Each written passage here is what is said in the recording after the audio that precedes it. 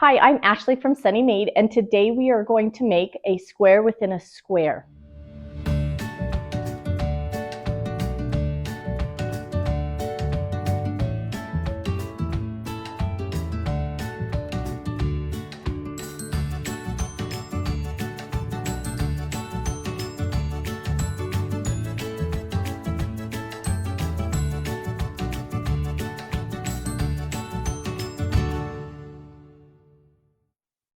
Welcome back. We are on month 5 of our Beginner Skill Builder Sampler Quilt.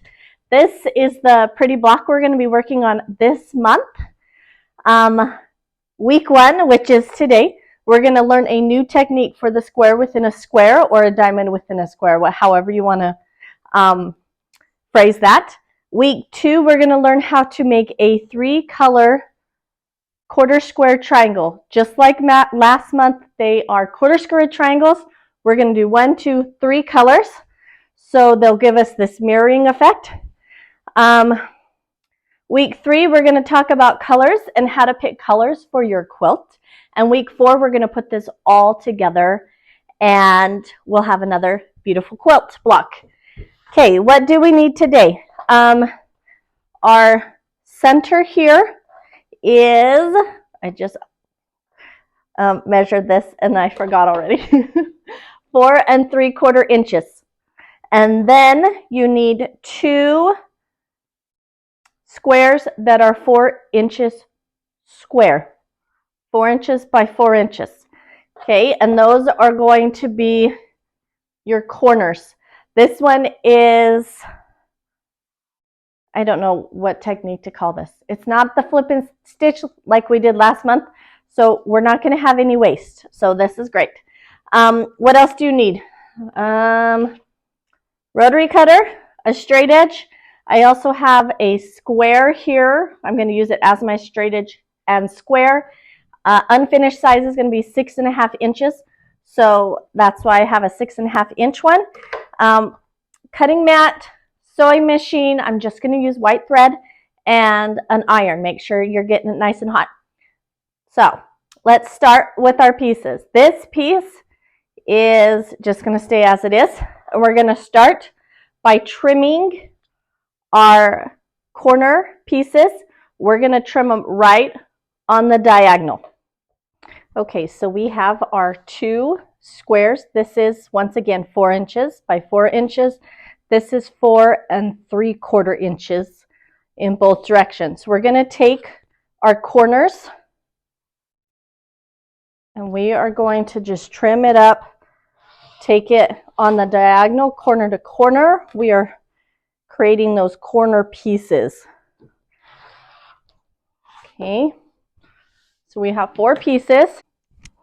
Okay, now that we have our pieces cut, I want you to take your center square. So we can line these upright, the trick is we're going to fold this in half, line up these edges, and we're just going to run our finger right along this seam so that when you open it, it's a definite seam there in the middle. You're going to take your triangle, okay, you're going to put the point right on that fold that we did, then line up this edge, and I'm going to pin it into place so it doesn't move. Okay, now we're going to do a 1/4 inch right along that edge. Okay, now that this is sewn, we're going to iron it. Push it back with your fingers. And iron it back. Now, same thing, we're going to go for the other side. Line up our seam. If you need to, redo your seam. Your fold there in the middle. Okay, line it up with your fold. Line it up along this side.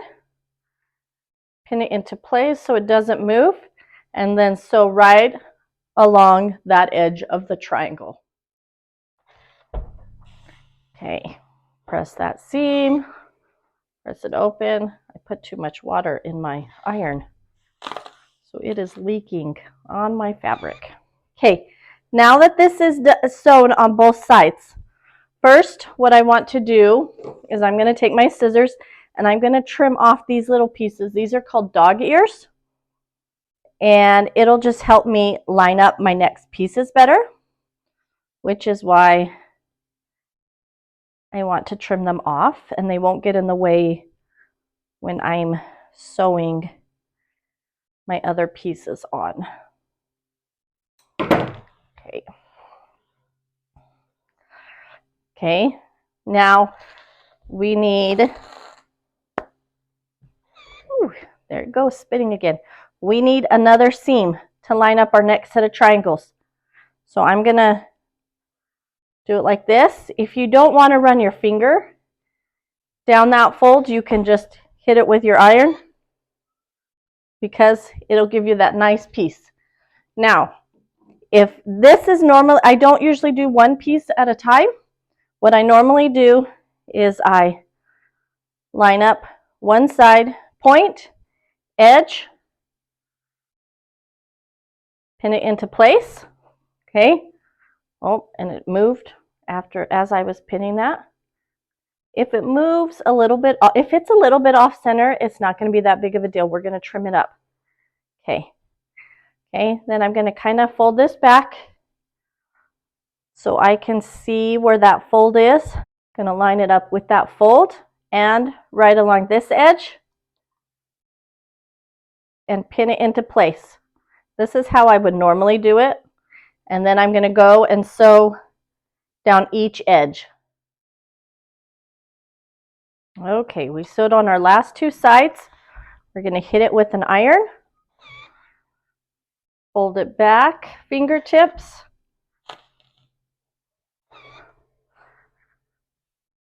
Fold it back with your fingertips, press it open.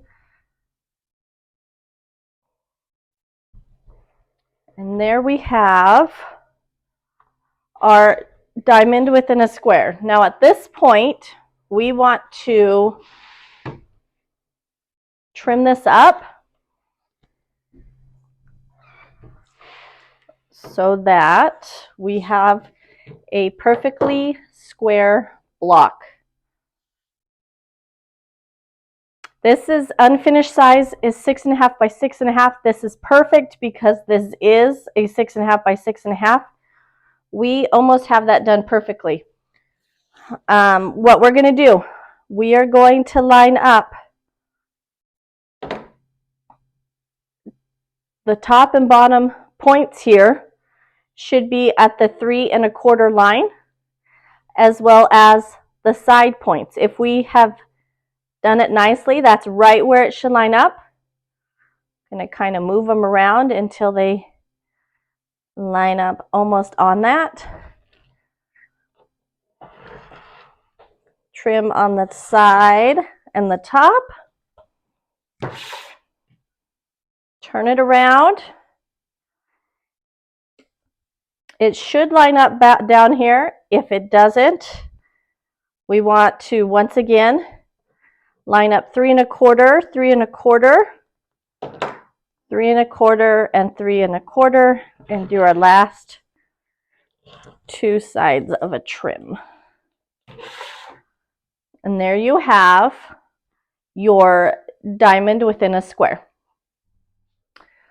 All right, we are all finished. Here is our square within a square. If you have any questions, make sure you drop them in the comment section below and I will come answer them. If you want to continue to follow along and as we make the rest of our blocks, please do make sure you like and subscribe so you get them right into your inbox. And I will see you next week. See you later.